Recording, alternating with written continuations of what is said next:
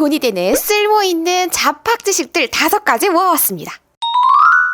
첫째, 월세 카드 납부. 신한은행에서 월세를 카드로 납부하는 걸 정식 사업으로 진행하기 시작했습니다. 월세를 카드로 납부하는 건 이미 5, 6년 전부터 있었는데요. 이게 모든 카드사에서 시범 사업으로 진행이 되고 있었어요. 그런데 이번에 신한카드에서 처음으로 이 월세 카드 납부를 정식 사업으로 진행합니다. 월 최대 200만 원까지 카드로 월세를 납부하는 게 가능하고요. 만 19세 이상의 성인이라면 누구나 진행하실 수 있습니다. 이게 사실 장점도 명확하고 단점도 명확해요. 장점은 크게 3가지 정도가 있는데요. 첫 번째가 신용점수 상향입니다. 우리 청년들이 카드로 돈 쓸 만한 게 막 그렇게까지 많지는 않잖아요. 그런데 달마다 고정적으로 카드를 쓰고 결제를 계속 해나가는 과정이다 보니까 자연스럽게 신용점수가 올라갈 수밖에 없고요.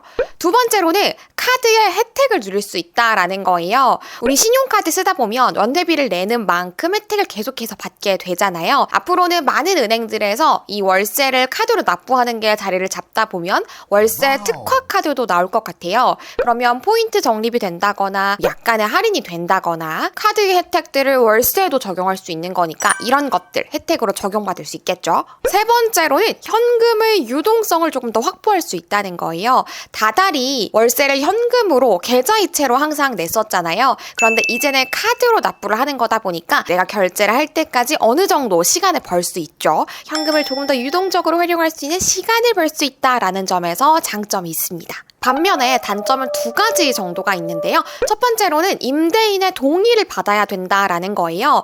이미 5, 6년 전부터 시범 사업으로 있었는데 그닥 활성화가 되지 못했던 게 바로 이 단점이 결정적이었거든요. 집주인들이 본인의 소득이 겉으로 드러나는 걸 좋아하지 않을 뿐더러 계좌이체 받으면 그냥 깔끔하게 현금이 들어오는데 카드사 끼고 뭐 동의 절차 해야 되고 이런 것들 다 싫어하거든요. 그래서 동의를 해주지 않는 분들이 많았어요. 그런데 이렇게 정식 사업이 됐다고 하더라도 임대인의 동의가 필요한 건 여전하기 때문에 이게 가장 큰 걸림돌이 될 것 같고요. 그리고 두 번째가 까다로운 절차입니다.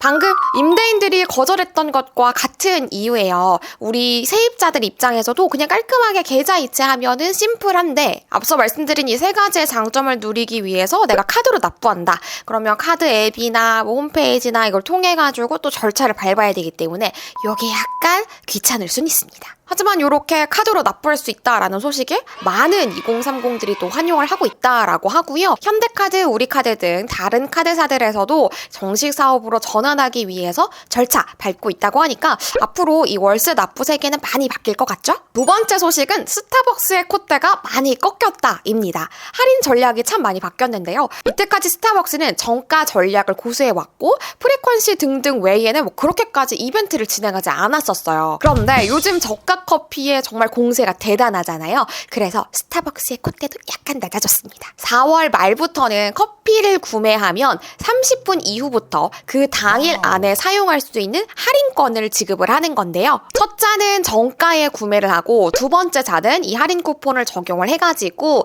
약 2,000원 정도의 커피를 추가로 사 먹을 수 있게 할인 적용을 해주는 겁니다. 저도 얼마 전에 스타벅스에서 커피를 사 먹으니까 뭐 할인 쿠폰이 발급됐다고 해가지고 보니까 바로 요 두 번째 잔에서 적용을 할 수 있는 할인 쿠폰이더라고요. 자세히 읽어보니까 해당 매장 외에 다른 매장에서도 활용을 할 수가 있더라고요. 이 점은 좀 괜찮다는 생각이 들었어요. 이 외에도 스타벅스에서 절대 하지 않을 것 같았던 진동벨이라든지 키오스크라든지 다양한 변화를 꾀하고 있으니까 앞으로 스타벅스의 그런 모습들도 효율성, 편리성 이런 걸 기반으로 많이 바뀌어갈 것 같습니다. 세 번째는 BHC의 자율 가격제 도입입니다. 저는 개인적으로 이 기사를 보고 좀 많이 놀랐거든요. 자율 가격제라는 게 가맹점주에게 가격을 자율적으로 변동할 수 있도록 권한을 준다는 거예요. 지역별 상황에 따라서 물가도 다르고 또 인건비의 정도도 다르다 보니까 그걸 가맹점주에게 마음대로 올리거나 마음대로 내릴 수 있도록 권한을 넘겨줬다. 물론 인상폭, 인하폭을 2,000원 안팎으로 정해두기는 했는데 그 말인즉슨 A 지역에서는 18,000원 정가를 받는다면 B 지역에서는 2,000원을 올려가지고 2만 원을 받을 수 있다라는 얘기인 거고, 특히 소도시, 지방으로 가면 갈수록 해당 점포가 독점인 경우가 되게 많잖아요. 이런 데에서는 가격을 올릴 가능성이 꽤 높아 보이고요. 이거는 단순히 치킨값 비싸지겠네 이걸 넘어가지고 이제는 브랜드별의 가격 차이가 아니라 점포별의 가격 차이도 알아보고 선택을 해야 되는구나 라는 면에서 꼭 알아둬야 되는 정보다라는 생각이 들더라고요. 그래서 저는 앞으로는 이 BHC를 시켜 먹을 때 혹시 저희 동네에서도 점포별로 가격이 다른 건 아닌지 좀 비교를 해보고 주문을 하려고 합니다. 네 번째로는 한국 사회의 소비 성향 변화입니다. 아무래도 경제가 많이 어려워졌다 보니까 소비의 규모도 전반적으로 많이 줄어들었어요. 보고서에 따르면 가처분 소득 중에서 소비 지출이 차지하는 비중,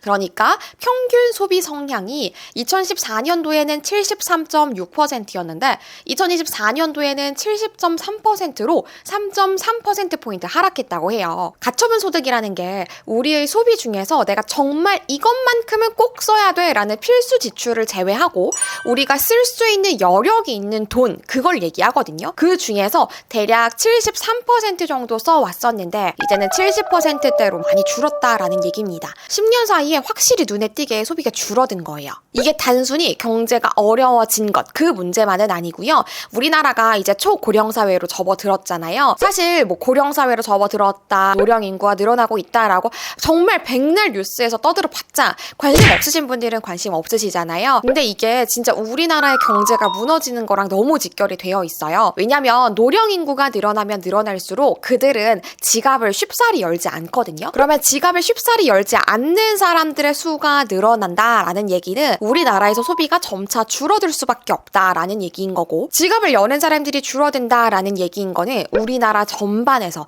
경제에서 돈이 쉽사리 돌지 않을 것이다 라는 것을 예측하는 거잖아요. 절대 나랑 상관없는 얘기가 아닙니다. 또 한편 2030들은 경제가 어려워지면 취업이 안 되잖아요. 취업이 안 되면 돈 쓸 수가 있어요. 지금 어떻게 해요? 돈이 없는데. 이것 때문에 점차 2030들의 소비 여력도 줄어들고 있다고 합니다. 일자리를 얻었다고 하더라도 급여 자체의 상향세가 높지 않다 보니까 아낄 수밖에 없는 거죠. 마지막 5번째는 위안화가 국제 무역 결제에서 2위를 차지했다라는 겁니다. 달러가 전 세계의 기축 통화죠. 그러니까 기준이 되는 통화라고 생각을 하시면 되는 건데요. 이때까지는 당연히 달러로 우리 무역에서 결제를 하는 게 당연한 수순, 굳이 다른 통화를? 뭐 이런 느낌이었어요. 그런데 요즘 이 위안화가 국제 무역에서 통용되는 통화로 점차 빠른 속도로 치고 올라오고 있습니다. 최근에 2위로 등극을 했고요. 물론 1위인 달러랑 2위인 위안화가 상당히 차이가 많이 나요. 미국 달러가 81%의 비중,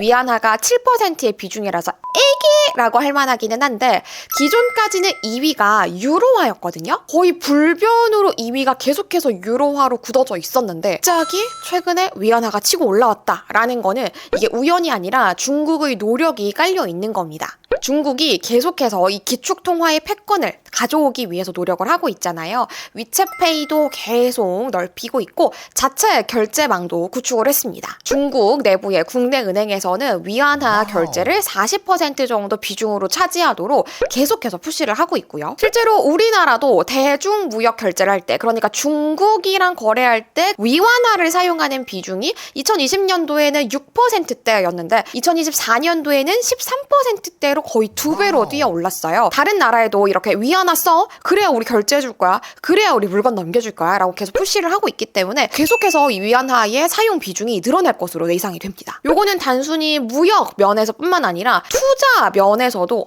위안화가 점차 이렇게 비중이 커지고 있구나. 달러 외에 투자할 때 위안화를 좀 눈여겨봐야 될 수도 있다. 이런 면에서 결코 우리랑 무관한 소식이 아니니까요. 조금 더 유의 깊게 보셔도 좋을 것 같습니다. 이렇게 오늘은 6월 한 달 동안 주목을 할 만한 알쓸돈잡, 알아두면 쓸모있고 돈 드는 잡학 지식들 5가지 모아봤는데 어떠셨나요? 그럼 저는 다음에도 또 쓸모있는 돈 드는 이야기로 찾아오도록 할게요. 구독과 좋아요 잊지 마세요. 안녕.